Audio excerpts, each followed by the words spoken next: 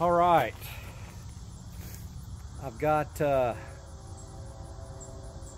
my wiring mostly figured out as far as where they go.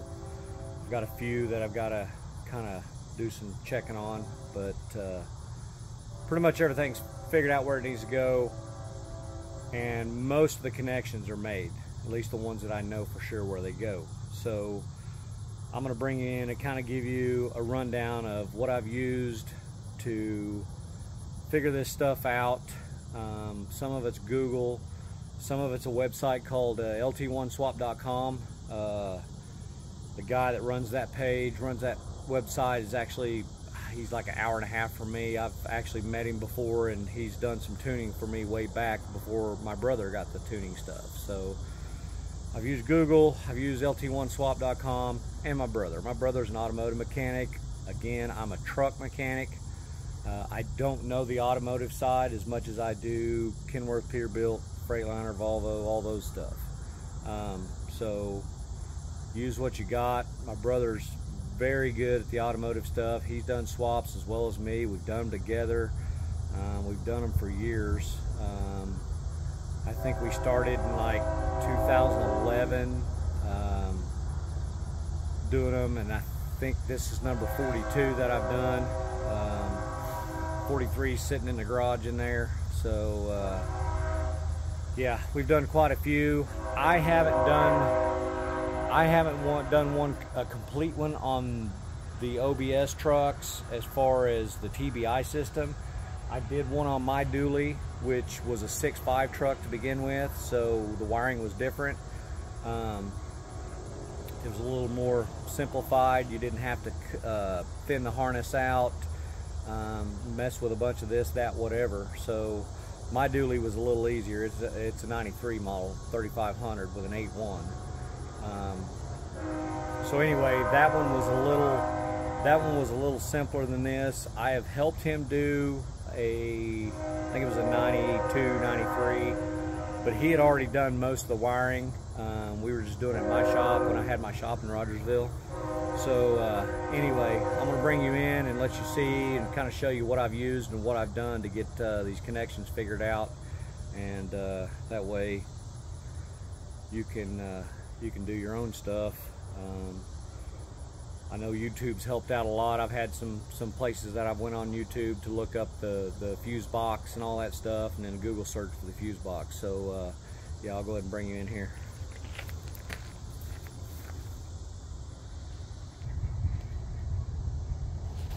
All right, so I have used lt1swap.com quite a bit for the pinouts, and even the LS fuse box, the 5.3. This is a 99 to 02 fuse box. He's got it for the 99 to 02 and the 03, 07, 06, 07, whatever it is. He's got them both on there as far as what to do. So anyway, here we go. This wire here isn't connected yet because that goes to the data connector for your scan tool, your OBD2 connector.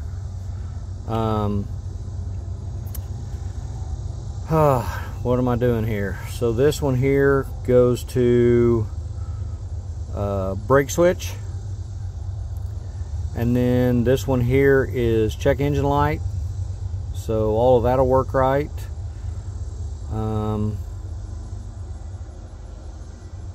There's another one on this connection that I need to make, since this is a four-wheel drive truck. One of these is, I think this is the C152 connection.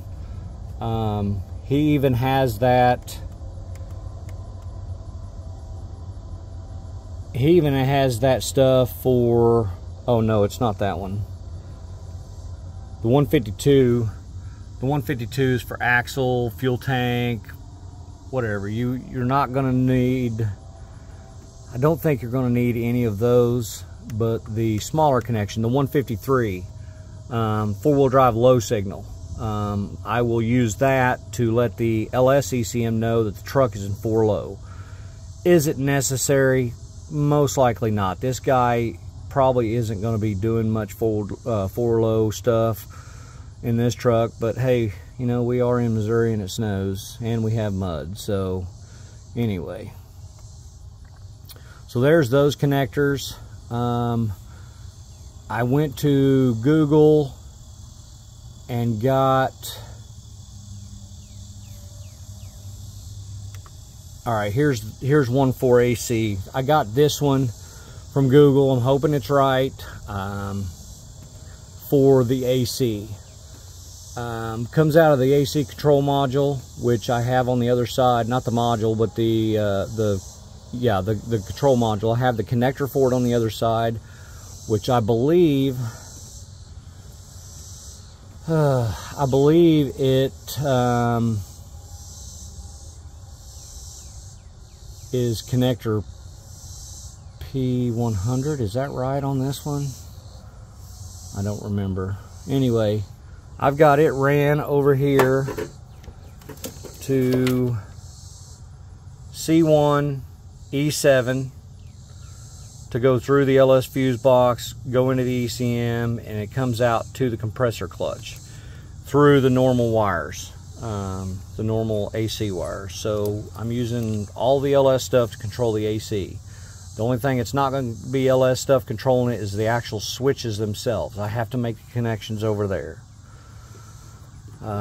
This one here is the switch power in. This one's constant power. It'll go over to the power stud.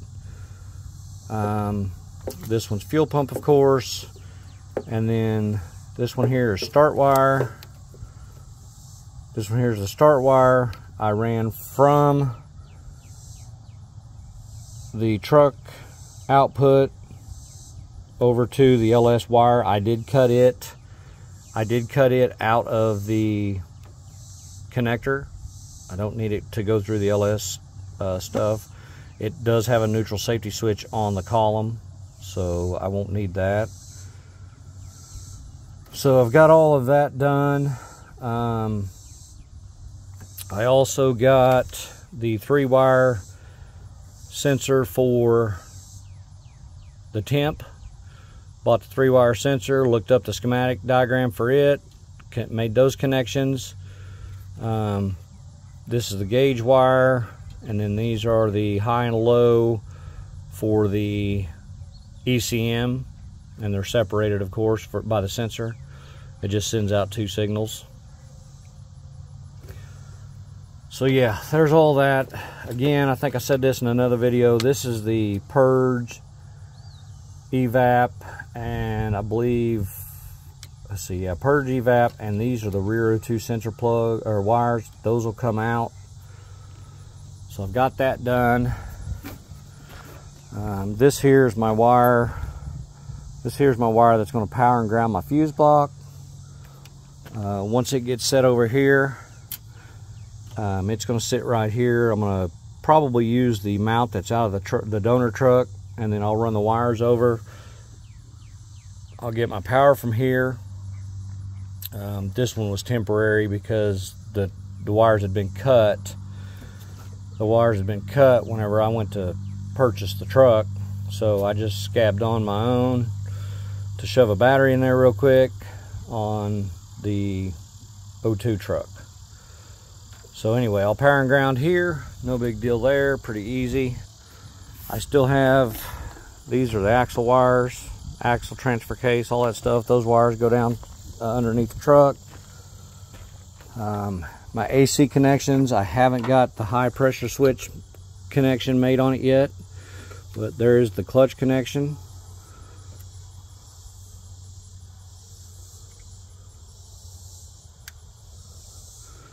And this goes to the high pressure switch, and I'll get the pigtail off of the other harness, mount it to this one, solder it in, get that done. This is brake switch. I think I have to do something different here because I don't think it needs to go through the old ECM plug. VSS I still have to wire up. I got to tie into the LS harness for the VSS. So yeah, check engine light. We're getting her did. This is that AC connection. I'm pretty positive. I actually bought the Haynes manual to this. Let me go around there and grab it.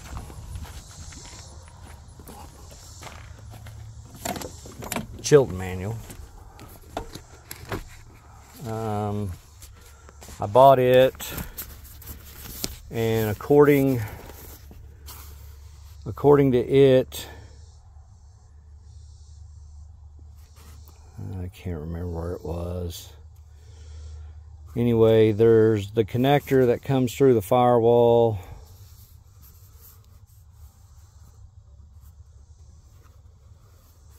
Yeah, right here.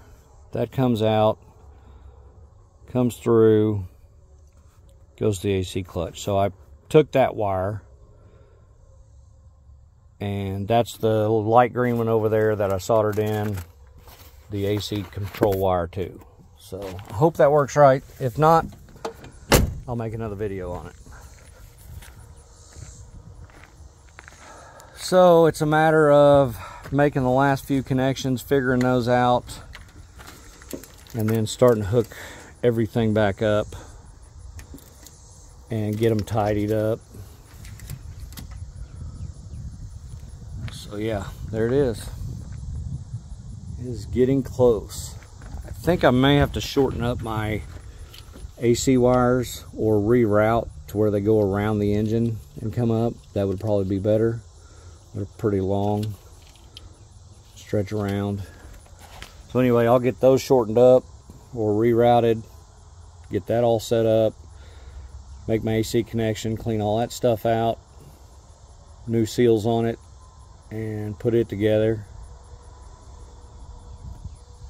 So yeah, there it is.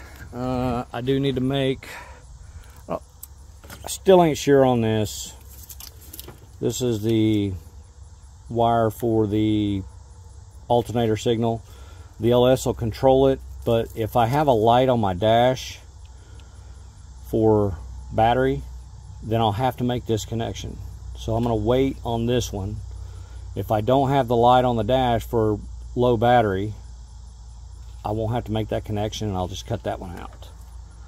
And that is actually part of the TBI harness.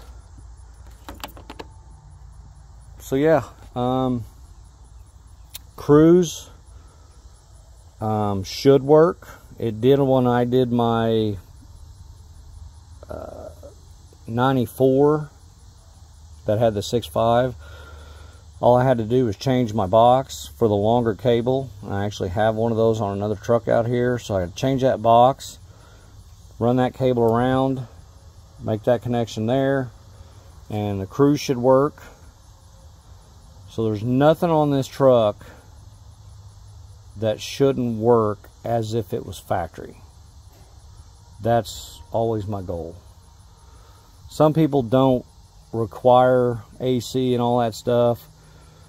If they have it on the truck, some don't care about it. I typically try to either talk them into it or just do it. This guy never even asked about AC. He probably doesn't care, but I'm going to make the AC work. I'm going to make the cruise work. Most people don't care about the cruise either, but I'm going to make cruise work, AC work. Everything will work just as if GM stuck this in this chassis. So that's the goal.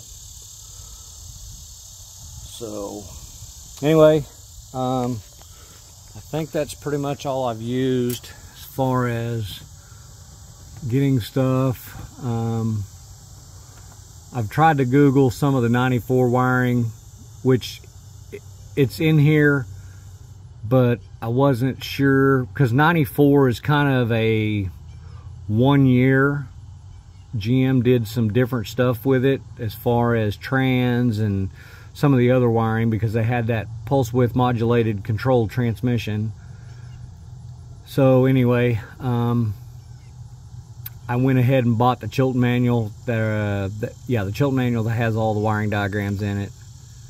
There's the AC. I just, like I said, I used the old search engine and found that. Of course, it pulls up everything else, so it gets a little annoying.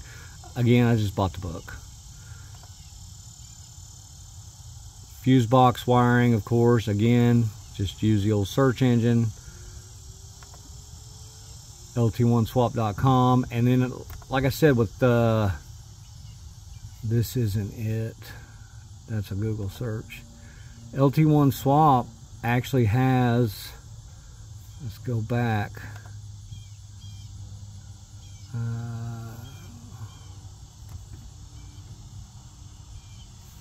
So you can go right here to underhood fuse block. That lets you know there. And then there's air conditioning. He's got some stuff in there to control, tell you how to control the air conditioning and stuff. So all good info. Fans, man, he's got all kinds of stuff laid up in here. So he used to do tuning. I don't know if he still does. He used to do like mail order tuning.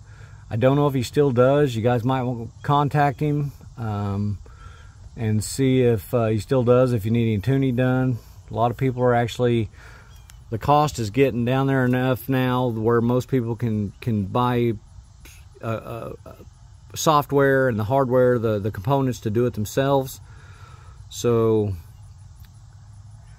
like I said, if you need someone to do some tuning, I think he does it still. I'm not sure. There's his email, Brendan at lt1swap.com. And again, he doesn't just do, as you can see his name, he doesn't just do the LS stuff. He's got the Vortec, the LT1s, 8.1, all of the generations of Camaro, Vet, all that stuff. He's got all the generations of that stuff in there, so good place to check stuff out. He's also got a parts list for doing your standalone fuse block. If you wasn't going to use the truck fuse block, he's got everything laid out there on what you need. Like, it's all laid out pretty simple. So yeah, check his stuff out. Anyway, they're let's see what, oh, lsxharness.com, I guess, is another guy that does the harnesses if you didn't want to do it yourself. Anyway, I've known about this website for years. Again, I've known the guy. He's done some work for us as far as tuning till we got our own stuff, because he lived an hour and a half away and we just didn't have the time to be running back and forth. We did so damn many of them. So my power feed from my starter will use the original LS crossover that goes down under, and then it will also use the truck, the original truck battery cable right here. It will use the original truck battery cable to go to the starter, shoot the power over there, plus run the starter. So